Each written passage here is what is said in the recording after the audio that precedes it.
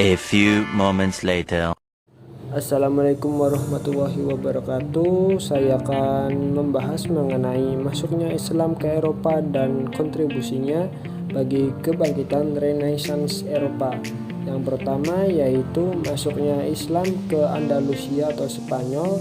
Spanyol ini berada di bagian selatan semenanjung Iberia.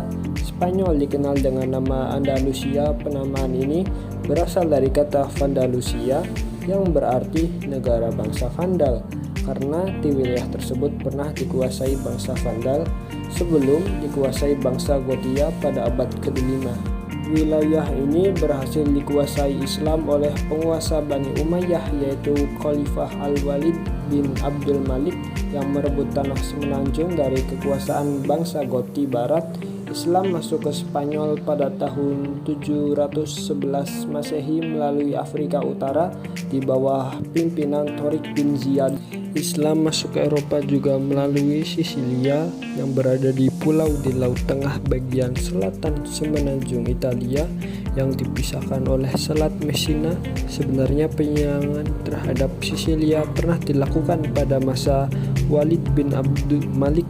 Abdullah putra bin Nusir juga pernah mencoba menaklukkan, tapi tidak berhasil. Sisilia baru berhasil ditaklukkan setelah seorang pangeran dan komandan angkatan laut Bizantium yang bernama Komander Ephemius pada tahun 827 Masehi mengundang sultan ketiga dari dinasti Bani Aghlabiyah yang bernama Zidayatullah untuk melakukan intervensi ke wilayah Sisilia. Palermo berhasil direbut oleh pasukan muslimin dan dijadikan sebagai pusat pemerintahan Islam di Sisilia. Selanjutnya yaitu pencapaian peradaban dan kontribusi Islam bagi kebangkitan Renaissance di Eropa. Pada awalnya, peradaban dunia dimotori oleh orang-orang Yunani dengan lahirnya para filosof besar seperti Socrates, Plato, Aristoteles, dan sebagainya sebagai peletak dasar teori-teori ilmu pengetahuan dan filsafat. Namun, dalam perkembangannya, peradaban Yunani yang terhenti beberapa abad lamanya mengakibatkan perkembangan ilmu pengetahuan mengalami masa kegelapan.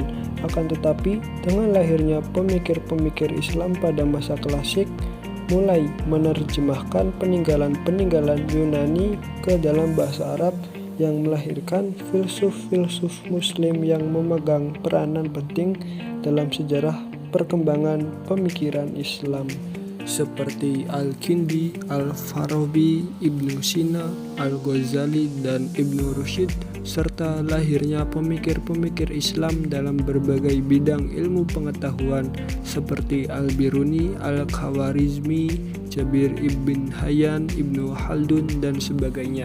Tokoh-tokoh seperti inilah yang muncul pada masa keemasan Islam yang dapat mengembangkan peradaban Islam yang cukup mempengaruhi ke dunia barat, di mana pada masa kejayaan Islam barat masih jauh tertinggal.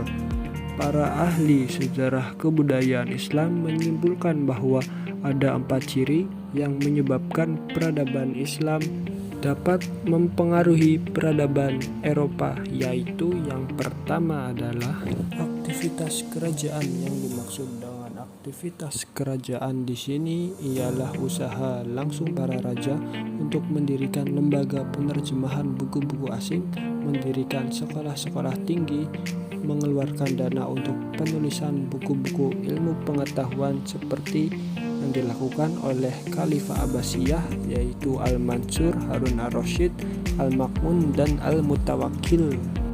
Yang kedua yaitu terjemahan buku-buku dan perpustakaan. Dengan dilakukannya penerjemahan berbagai buku Yunani tersebut, maka literatur ilmiah banyak tersebar di berbagai perpustakaan. Perpustakaan dari abad pertengahan ini dibagi dalam 4 bagian, yaitu karangan dari penulis Yunani, Latin, Arab, dan Yahudi. Oleh karena zaman ini sedikit sekali orang yang mengetahui bahasa asing, maka buku-buku bahasa Yunani hanya dikenal orang dengan perantara buku-buku terjemahan tersebut. Yang ketiga yaitu pengiriman mahasiswa. Seluruh buku-buku sejarah mengakui bahwa sekitar abad 10 dan 11 Andalusia merupakan negara yang termaju. Di Cordoba merupakan kota tersohor di seluruh Eropa. Di seluruh Spanyol pada masa itu terdapat 4 akademi dan 1 universitas. Di sekolah-sekolah tinggi ini semua ilmu yang dikenal waktu itu diajarkan. Spanyol merupakan sumber ilmu pengetahuan yang masyhur di Eropa.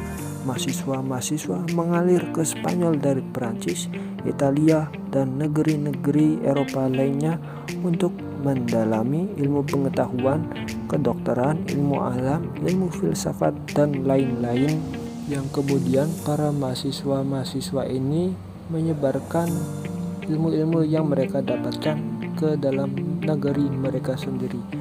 Dapatlah dipahami bahwa Islam telah memperlihatkan bahwa pada dunia barat bahwa dunia pendidikan bukan hanya diperuntukkan bagi umatnya sendiri, melainkan juga diperuntukkan kepada semua manusia, termasuk mereka yang non-muslim.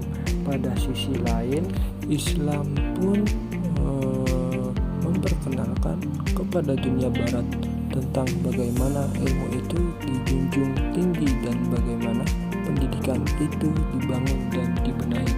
Hal-hal inilah yang pada akhirnya menyebabkan kebangkitan bangsa Eropa.